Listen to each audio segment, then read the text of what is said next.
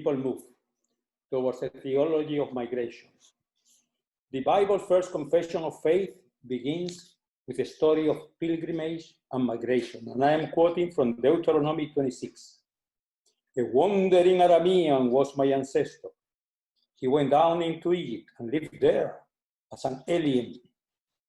We might ask, did that wandering Aramean and his children have the proper documents to reside in Egypt? Were they maybe illegal aliens? Did he and his children have the proper Egyptian social security credentials? Did they speak properly the Egyptian language? We know at least that he and his children were strangers in the midst of a powerful empire, and that as such they were both exploited and feared. This is the fate of many immigrants. In the reduced circumstances, they are usually compelled to perform the least prestigious and most strenuous kinds of menial work. Yet, at the same time, they awaken the schizophrenic paranoia typical of empires, powerful and yet fearful of the stranger, of the other, especially if that stranger resides within its frontiers and become populous. More than half a century ago, Frantz Fanon brilliantly described the peculiar gaze of so many white French people at the growing presence of Black Africans and Caribbeans in their national midst. Scorn and fear are entwined in that stare. The biblical creed story continues, and I keep quoting Deuteronomy 26. When the Egyptians treated us harshly and afflicted us by imposing hard labor on us, we cried to the God of our ancestors. The Lord heard our voice and saw our affliction and our oppression. So important was this story of migration, slavery, and liberation for the biblical people of Israel that it became the core of an annual liturgy of remembrance and gratitude. The already quoted statement of faith was to be solemnly recited every year in the Thanksgiving liturgy of the Harvest Festival. It reenacted the wounded memory of the affliction and humiliations suffered by an immigrant people, strangers in the midst of an empire. The recollection of their hard and arduous labor, of the contempt and disdain that is so frequently the fate of the stranger and the foreigner who possess a different skin pigmentation, language, religion, or culture.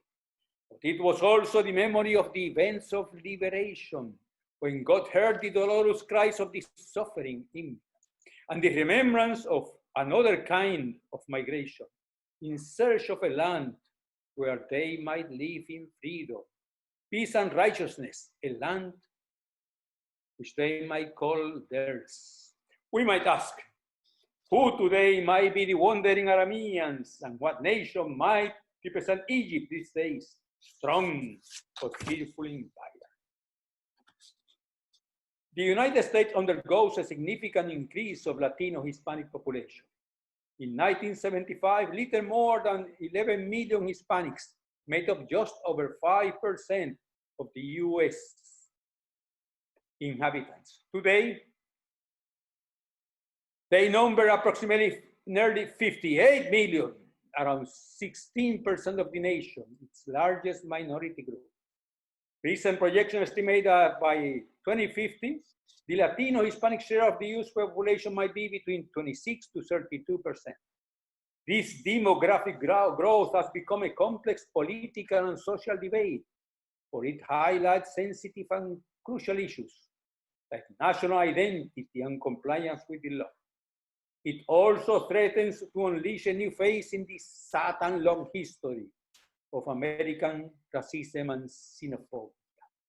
One that, following the Sri Lankan novelist Ambalavanner Sivanathan, might be termed xenoracism. Two concerns have become important topics of public discourse. First, what to do regarding the growth of unauthorized migration. Possibly about a quarter of the Hispanic Latino adults are not authorized immigrants. They are unauthorized immigrants. For a society that prides itself on its law and order and tradition, that represents a serious breach of its juridical structure. What does this dramatic increase in the Latino Hispanic population might convey for the cultural and linguistic traditions of the United States more than styles of collective self-identification? Unfortunately, conversation about these important issues takes place in an environment clouded by the gradual development of xenophobic attitudes. There are signs of increasing hostile reaction to what the Mexican-American writer Richard Rodriguez has termed the browning of America.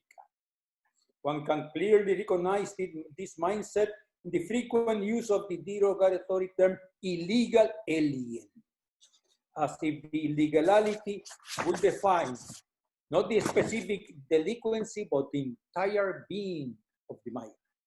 We all know the dire and sinister connotation that alien has in popular American cultures, thanks in part to the sequence of 4 alien films with Sigourney Weaver fighting back atrocious creatures.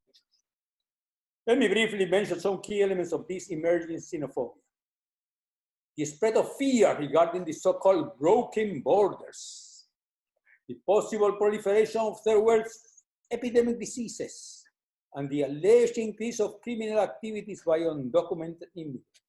Shadowy, sinister specters created in the minds of the public, the image of the intruder and threatening other. These days, that faithful specter is promoted by the President of the United States himself. Second, the xenophobic stance intensifies the post-9/11 attitudes of fear and phobia regarding the strangers. Those people who are here but who do not seem to belong here. Surveillance of migration is now located under the Department of Homeland Security. This administrative merger links to basically unrelated problems: threat of terrorist activities and unauthorized migration. Third, through US, racism and xenophobia have had traditional different targets. People with African ancestry, the first, be they slaves or free citizens, marked by their dark skin pigmentation. Foreign-born immigrants, the second, distinguished by their particular language, religiosity, and collective memory. In the case of us, Latin American immigrants, both nefarious prejudice converged and coalesced. 4, there has been a significant increase of anti-immigrant aggressive groups. According to a report by the Southern Poverty Law Center, an activist extremist group organization that go beyond mere advocacy of restrictive immigration policy to actually confront, violently or harass suspected immigrants, jumped from 173 groups in 2008 to more than 300 in 2009. 5, proposals coming from the White House, Congress, states, and counties have tended to be excessively punitive. Some examples are this projected excluding wall along the Mexican border. Second, the criminalization has failed not only of illegal immigration, but also of any action by legal residents that might provide assistance to undocumented migrants. Draconian legislation prescribing mandatory detention and deportation of non-citizens. There are proposed legislation to curtail access to public services, health, education, police protection, legal services, driving licenses by undocumented migrants. Some prominent right-wing politicians, including the actual president, have suggested the possibility of revising the first section of the 14th Amendment of the US Constitution. Their purpose apparently is to deprive the children of immigrants of their constitutional right of citizenship. There is also a significant intensification of raids, detentions, and deportation. This is transforming several migrant communities into a clandestine underclass of fear and dissimulation. Congress has been unable to approve the Development, Relief, and Education for Alien Minors Act, the so-called DREAM Act, that will provide conditional permanent residence to certain foreign-born students who graduate from U.S. high school, who have lived in the United States for many years. This xenophobia and scapegoating of the stranger in our midst, the so-called stranger in our midst, has resulted in the chaotic condition that now plagues the immigration system in the United States, judicially, politically, and socially. All recent attempts to enact a comprehensive immigration reform have floundered, have failed thanks to the resistance of influential sectors that have been able to propagate fear of the alien. In this social context, tending towards xenophobia and racism, the late Professor Samuel P. Huntington wrote some important texts about what he perceived as a Hispanic Latino threat to the cultural and political integrity of the United States. Huntington was chairman of Harvard's Academy of International and Area Study and co-founder of the journal Foreign Policy. He was also the intellectual father of the theory of the clash of civilization, with disastrous consequences for the foreign policies of George W. Bush presidency. In 2004, Huntington published an extensive article in Foreign Policy, in the journal Foreign Policy, titled The Hispanic Challenge, followed then by a lengthy book, Who Are We? The Challenges to America's National Identity. The former prophet of a civilizational abyss and conflict between the West and the rest, especially the Slavic nation, became the proclaiming apostle of an emerging nefarious cultural conflict inside the United States. Immersing a dangerous class of civilization extra, this messenger of doom prognosticated that the United States also entering into a grievous class of cultures at inter. American national identity seems a very complex issue, for it deals with an extremely intricate and highly diverse history. But Huntington has a very simple answer. The United States is mainly identified by its Anglo-Protestant culture, and not only by its liberal, Republican, democratic political culture. It has been, according to this historical reconstruction, a nation of settlers rather than immigrants. The first British pioneers transported not only their bodies, but also their fundamental cultural and religious viewpoints, what Huntington designates as Anglo-Protestant culture. In the formation of this collective identity, the congregational pilgrims, the Protestantism of dissent, the evangelical awakening has been meaningful and crucial. This national identity has also been forged by a long history of wars against a succession of enemies, from the Native Americans to the Islamic jihadists. There is a certain romantic nostalgia in Huntington's view, an emphasis on the foundations of American cultural identity, in their continuous rather than its evolution and transformation. But the main objective of Huntington is to underline the uncertainties of present trends regarding this nation's collective self-understanding. After the dissolution of the Soviet threat, he perceived a significant neglect of the American national identity. National identity seems to require the image of a dangerous adversary, but he turns the perfect enemy. The prevailing trend is supposedly one of a notable decline and loss of intensity and salience of US awareness of national identity and loyalty. Then supposedly emerges the sinister challenge of the Latin American migratory invasion. It is not similar to previous migratory waves.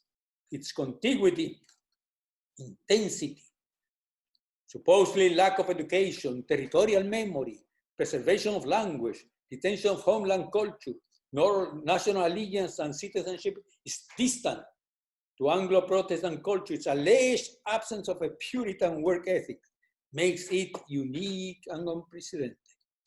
This Latino-Hispanic immigration constitute, according to Huntington, I'm quoting from his book, a major potential threat to the cultural and possibly political integrity of the United States.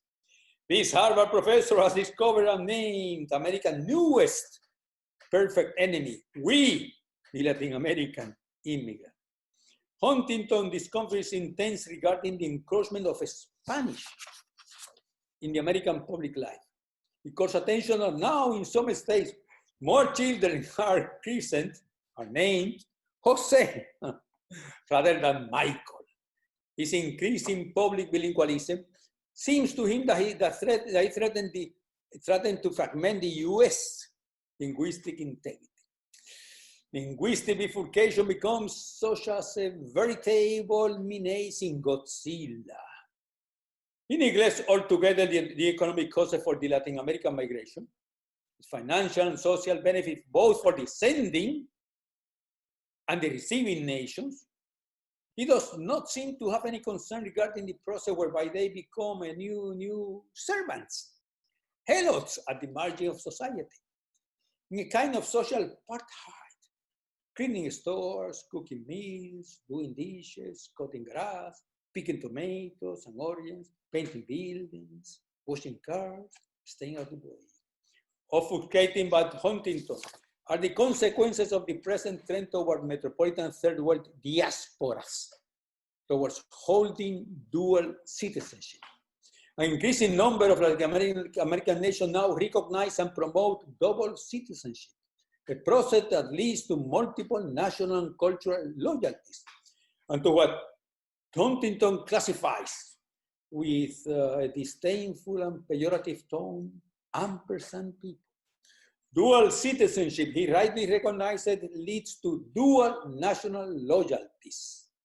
Huntington perceived this trend towards dual citizenship and national fidelity as a violation and disruption of the pledge of allegiance, essential components of the secular liturgy in the acquisition of the United States citizenship. He seems to suggest stricter policies regarding illegal migration, stronger measures, and the rejection of dual citizenship. This perspective will not only be utterly archaic, it might also become the theoretical underground for a new wave of xenophobic white nativism. The time has come to prevail over the phobia of diversity and to appreciate and enjoy the dignity of difference. For as Dale Irving has asserted, the actual world that we are living is one of transnational migration, hyphenated and hybrid identities, cultural conjunction and disjunction. Do we, the Latino-Hispanic, truly represent a major potential threat to the culture and possibly political integrity of the United States, as Huntington has suggested? Whether that's something to lament or to denounce or celebrate depends on the eyes of the beholder.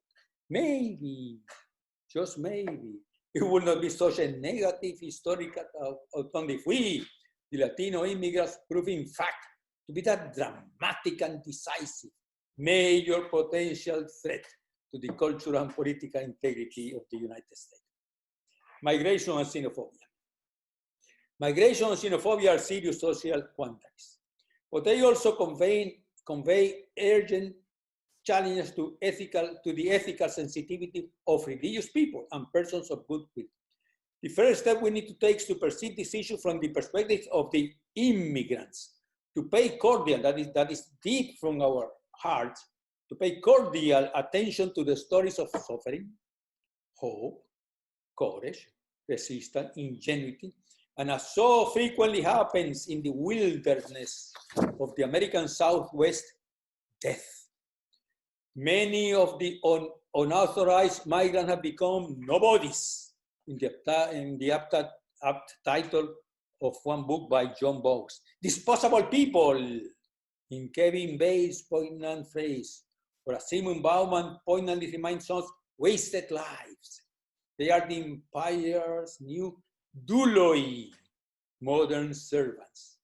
Their dire existential situation cannot be grasped without taking into consideration the upsurge in global inequalities in these times of unregulated international financial hegemony. For many human beings, the excruciating alternative between misery in their third world homeland and marginalization in the rich West North, both faithful destinies intimately linked together. According to Michael Dallon, the global capitalism of states and the environmental degradation of many populous regions of the people of the planet have made many millions of people radically endangered strangers in their own homes, as well as criminalized and anathemized strangers in the places to which they have been forced to flee. The situation has painfully aggravated, with tens of thousands of children and teenagers fleeing poverty and violence from El Salvador, Honduras, Guatemala, or Mexico, daring to survive the gangs of human traffickers, the so-called coyotes, to at the end of the arduous and dangerous pilgrimage face detention, contempt, and deportation, the southern frontier of the United States. Their dreadful situation has truly become a humanitarian crisis of epic dimension. Will the Latino Hispanics, during these early decades of the 21st century, become the new national scapegoats? Do they truly represent a major potential threat to the cultural and political integrity of the United States? This is a vital dilemma that the United States up to now being unable to face and solve. We're not called here and now to solve it completely, but allow me, from my perspective as a Hispanic and Latin American Christian theologian, to offer some critical observation that might illuminate our way, this bewildering labyrinth. We began this essay with the annual creedal and liturgical memory of a time when the people of Israel were aliens in the midst of an empire, a vulnerable community, socially exploited and culturally scorned. It was the worst of times. It became also the best of times, the times of liberation and redemption from servitude. That memory shaped the sensitivity of the Hebrew nation regarding the strangers, the aliens within Israel. Their vulnerability was a reminder of their own past helplessness as immigrants need, but also an ethical challenge to care for the foreigners inside Israel. Caring for the stranger became a key element of the Torah, the covenant of justice and righteousness between Yahweh and Israel. And I'm quoting from Leviticus 19. When an alien resides with you in your land, you shall not oppress the alien. The alien who resides with you shall be to you as the citizen among you. You shall love the alien as yourself, for you were aliens in the land of Egypt. And Exodus 23, you shall not oppress a resident alien. You know the heart of an alien, for you were aliens in the land of Egypt. Or in another part of the Bible, in Deuteronomy 4:24, you shall not withhold the wages of poor and needy laborers, whether other Israelites or aliens who reside in your lands in one of your towns. You shall not deprive a resident alien. Remember that you were a slave in Egypt and the Lord redeemed you from there. The 12 curses that, according to Deuteronomy 27, Moses instructed the Israelites to liturgically proclaim at their entrance to the promised land include the trilogy of orphans, widows, and strangers. Orphans, widows, and strangers as privileged recipients of collective solidarity and compassion. The prophets constantly chastised the ruling elites of Israel and Judah for the social injustice and the oppression of the vulnerable people. Who were those vulnerable persons? Let's quote from Ezekiel 22. The princes of Israel have been bent on shedding blood. The alien residing with you suffer extortion. The orphan and the widow are chronicled. Orphans, widow, and stranger. After condemning with the harshest word possible the apathy and inertia of temple religiosity in Jerusalem, the prophet Jeremiah, in the name of God, commands the alternative. Thus says the Lord, act with justice and righteousness, and do not wrong or violence to the alien, the orphan, and the widow. The alien, the orphan, and the widow. He went on to reprove the king of Judah with harsh admonishing words, and I quote, thus says the Lord, act with justice and righteousness, and deliver from the hand of the oppressor anyone who has been robbed, and do not wrong or violence to the alien, the orphan, and the widow. The prophet Jeremiah paid a very costly price for this daring admonition. The divine command to care for the strangers was the matrix of an ethics of hospitality. As evidence of his righteousness, Job affirms that the stranger has not lodged in the street, for he always, Job, opened the doors of my house to board the foreigner. It was the violation of the divinely sanctioned code of hospitality that led to the dreadful destruction of Sodom. According to Genesis 19, the perennial temptation then is xenophobia, hate of the foreigners. The divine command enshrined in the Torah is the xenophilia, the love for those whom we usually find very difficult to love, those, the strangers, the alien, the foreign sojourners. The command to love the sojourners and resident foreigners in the land of Israel emerges from two foundations. One has already been mentioned. The Israelites had been sojourners and resident foreigners in a land not theirs, for you were strangers in the land of Egypt, and should therefore be sensitive to the complex existential stress of communities living in the midst of a nation whose dominant inhabitants speak a different language, venerate dissimilar deities, share distinct traditions, and commemorate different historical founding events. Love and respect toward the stranger and the foreigners is thus, in this biblical text, constructed as an essential dimension of Israel's national identity. It belongs to the essence and nation of the people of God. A second source for the command of care toward the immigrant foreigner is that it corresponds to God's way of being and acting history. I quote from Psalm 146, the Lord watches over the strangers. Or from Deuteronomy 10, God executes justice for the orphan and the widow and love the strangers. Malachi 3, I will be swift to bear witness against those who oppress the higher workers in their wages, the widow and the orphan, against those who thrust aside the alien and do not fear me. Solidarity with the marginalized and excluded correspond, according to the Bible, to God's being enacted in history. Comforting will be so right here. With this fine biblical text of xenophilia, of love for the stranger.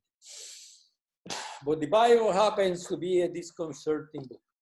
It contains a disturbing multiplicity of voices, a perplexing polyphony that frequently complicates our theological hermeneutics. Regarding many key ethical dilemmas we find in the Bible, oftentimes not only different, but also conflicting, even contradictory perspectives. In the Hebrew Bible, we also discover a statement with a distinct and distasteful flavor of nationalist xenophobia. Leviticus 25 is usually read at the classic text for the liberation of the Israelites, who have fallen into indebted servitude. Indeed, as it famed 10th verse so eloquently manifests, proclaim liberty throughout all the land unto all the inhabitants, therefore. But it also contains a nefarious distinction. As for the male and female slave, you may have. It is from the nations around you that you may acquire male and female slaves. You may also acquire them from the aliens residing with you and from the families, and they may be your property. These you may treat as slaves, Leviticus 25:44. And what about the terrifying fate imposed upon the foreign wives and their children in the epilogues of Ezra and Nehemiah? They are thrown away, exiled as sources of impurity and contamination of the faith and culture of the people of God. In the process of reconstructing Jerusalem, Ezra and Nehemiah demonstrate the growing presence of xenophobia, as the Palestinian theologian Naim Atik has highlighted. Let us also not forget the atrocious rules of warfare that prescribe forced servitude of annihilation of the peoples encountered in Israel's route to the Promised Land. These all are, sorry to say, in Phyllis Triber apt expression, text of terror. This conundrum is a constant irritating modus operandi of the Bible. We go to it searching for simple and clear solutions to our ethical enigmas, but it strikes back, exacerbating our perplexity. Who said that the word of God is supposed to make things easy? But have I not forgotten something? If something distinguishes our tradition is the Christological emphasis, what then about Christ in this time? Clues to address Jesus' perspective regarding the socially despised other or stranger can be found in his attitude toward the Samaritans and in his dramatic and surprising eschatological parable on genuine discipleship and fidelity in Matthew 25. Orthodox Jews despise Samaritans as possible sources of contamination and impurity. Yet Jesus did not have any inhibitions in conversing amiably with a Samaritan woman of doubtful reputation, breaking down the exclusion barrier between Judeans and Samaritans.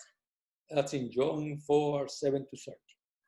Of 10 lepers once cleansed by Jesus, only one comes back to express his gratitude and reverence. And the gospel narrative emphasizes that he was a Samaritan. Finally, in the famous parable to illustrate the meaning of the command, love your neighbor as yourself, Jesus contrasts the righteousness and solidarity of a Samaritan, Luke 10, with the neglect and indifference of a priest and Levite. Right. The action of a traditionally despised Samaritan is not exalted as a paradigm of love and solidarity to him. The parable of the judgment of the nation in the Gospel of Matthew 25, 41-46, is pure vintage Jesus. It is a text whose connotation I refuse to reduce to a nowadays to common constraining ecclesiastical confinement. Jesus disrupts, as he loved to do, the familiar criteria of ethical value and religious worthiness by distinguishing between human action that sacramentally speaks divine love for the powerless and vulnerable from those that do not, who are, according to Jesus, to be divinely blessed and inherit God's kingdom.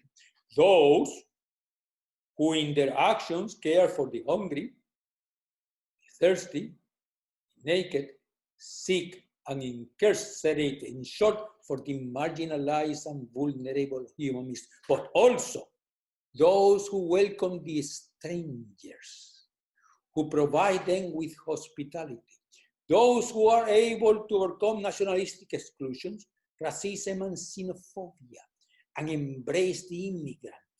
The people in our midst who happen to be different in skin pigmentation, culture, language, or national origins. They belong to the powerless of the powerless.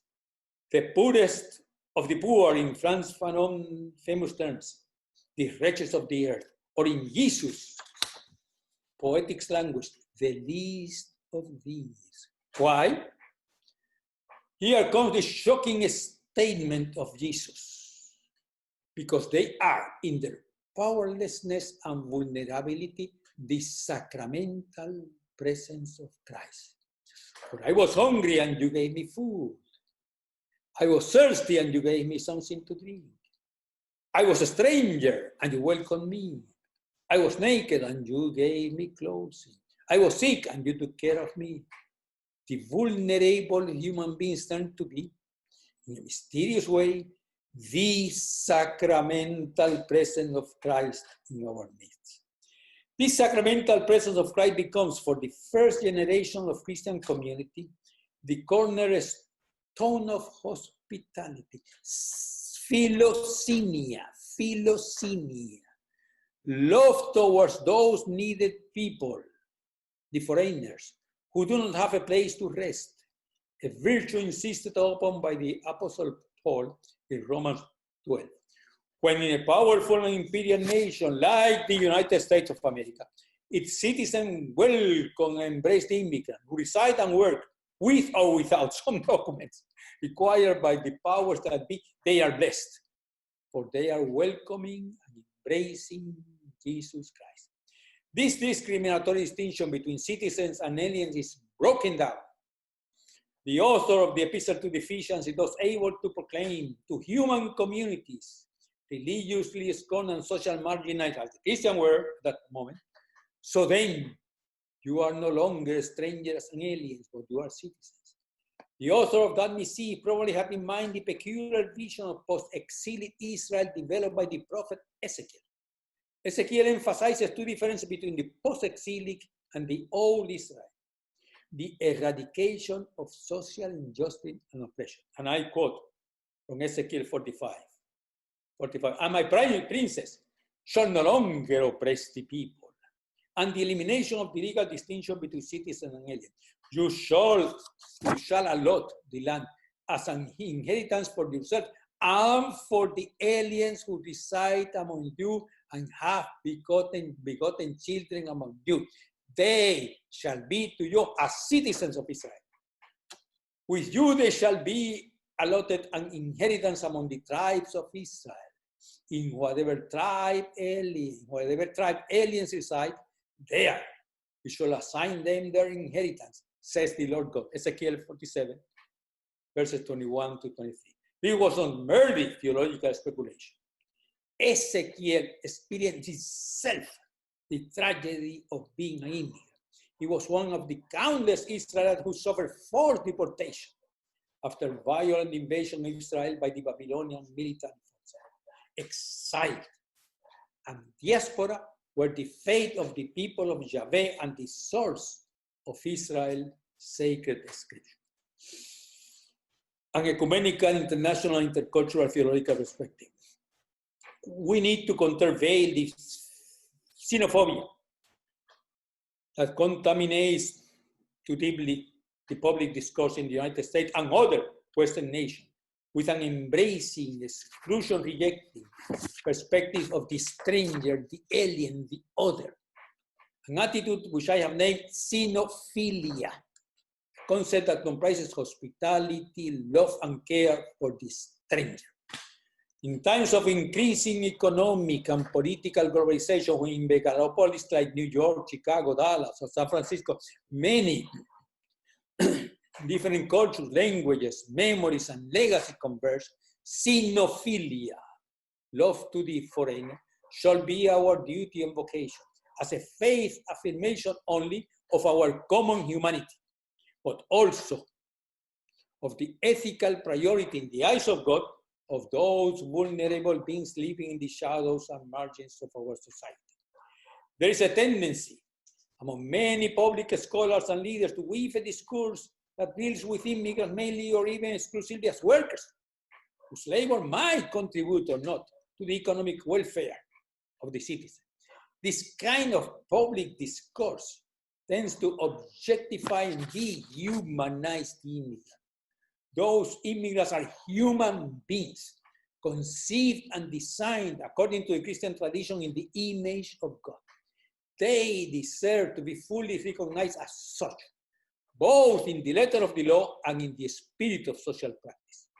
Whatever the importance of the economic factor for the receiving nation, which usually, as in the case of the United States, happen to be an extremely rich country, from an ethical, theological perspective, the main concern should be the existential well-being of the least of these, of the most vulnerable and marginalized members of God's humanity. Among them, those who sojourn far away from their homeland, constantly scrutinized by the demeaning gaze of many native citizens. One of the key concerns energizing and spreading distrust against resident foreigners is fear of their possible consequences of national identity, understood, supposedly, as an already historically fixed essence. We have seen the anxiety in Samuel P. Huntington's assessment of the Latin American immigration as a major potential threat to the cultural integrity of the United States. It is an apprehension that has spread all over the Western world, disseminating hostile attitude towards already marginalized and disenfranchised communities of sojourners and strangers. These are perceived as sources of cultural contamination. What is there I forget is first that national identity are historical constructs diachronically constituted by exchanges with peoples bearing different cultural heritage, and second, that cultural alterity, the social exchange with the other, can and should be a source of renewal and enrichment of our own national self-awareness. History has shown the sad consequences of xenophobic ethnocentrism. There have been two intimate links between xenophobia and genocide. As Sigmund Bauman has so aptly written, great crimes often start from great ideas. Among this class of ideas, pride and place belong to the vision of purity. The United States tends to play the role of the lone ranger. Yet migration and xenophobia are international problems, affecting most of the world community and have thus to be understood and faced from a worldwide perspective. It would also do good to compare the American situation with that prevailing in several European nations where, in the difficult and sometimes tense coexistence of citizens and immigrants, resonate the historically complex conflict between the cross and the crescent. For many of the foreigners happen to be Muslim, venerators of Allah, thus subject to insidious kinds of xenophobia and discrimination. Deportation has become a substantial and cruel dimension of public policy in many of our Western nations, including the United States.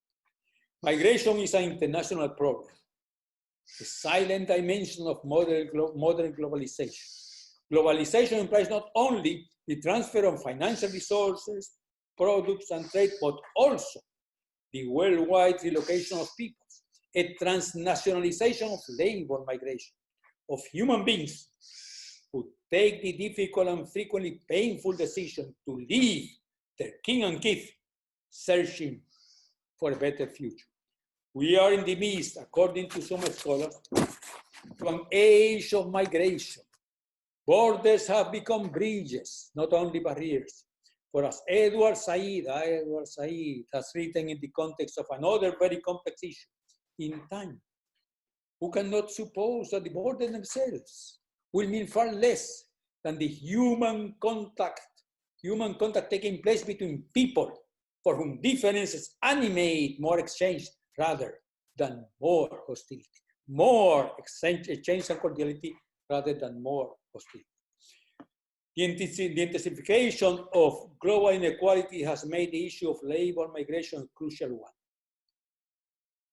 especially for us, people who are Christian. It is a situation that requires rigorous analysis from, first, a worldwide ecumenical horizon. Second, a deep understanding of the tensions and misunderstanding arising from the proximity of peoples with different traditions and cultural memories. Third, an ethical perspective that privileges the plight and affliction of the most vulnerable, as submerged and silenced voices of strangers need to be uncovered. And four, for the Christian communities and churches, a solid theological matrix, ecumenically conceived and designed. The churches and Christian communities, therefore, need to address theologically this issue from an international, ecumenical, and intercultural perspective. The main concern is not and should not be exclusively our national society, but the entire fractured global order. For as some scholars have neatly written, and quote, ultimately, church must be a place of reconciliation in a broken world. In an age where globalization prevails, there are social issues, migration one of them, whose transnational complexity call for an international ecumenical dialogue and debate. As a magnificent scholar, Susanna Snyder has so aptly written, I quote from Susanna Snyder, a transnational issue requires transnational responses, and transnational global networks such as churches could therefore be key international players. One goal of that worldwide discursive process is the disruption of the increasing tendency of developed and wealthy countries to emphasize the protection of civil rights, understood exclusively the rights of citizens, vis-a-vis the diminishing of the recognition of the human rights of resident non-citizens. We must also keep in mind another crucial factor. Streams of migration are diversifying and strengthening Western and Northern Christianity. According to Brian Stanley, professor of world Christianity at the University of Edinburgh, the great migration movements both diversified and even strengthened the presence in Northern Hemisphere society. Migration brought to Europe and North America not only simple marketing interreligious plurality, but also greatly enhanced Christian denominational and cultural diversity with a new infusion of spiritual vitality. Let me quote a Roman Catholic Pope, Pope Benedict XVI, rightly reminded the global community in his 2009 social encyclica Caritas in Veritate of the urgent necessity to develop an international, ecumenical, and theologically humane perspective on migration. And I quote from Caritas in Veritate, the Pope, from Pope Benedict XVI, and I finish with this quotation, this conference. Migration is a striking phenomenon because of the sheer numbers of people involved, the social, economic, political, cultural, and religious problems it raises. We are facing a social phenomenon of epoch-making proportion that requires bold, forward-looking policies of international cooperation. We are all witnesses of the burden of suffering, the dislocation and the aspiration that accompany the flow of migrants. These laborers cannot be considered as a commodity or a mere workforce. They must not therefore be treated like any other factor of production. Every migrant is a human person who as such possesses fundamental, inalienable rights that must be respected by everyone and in every circumstance. May God bless you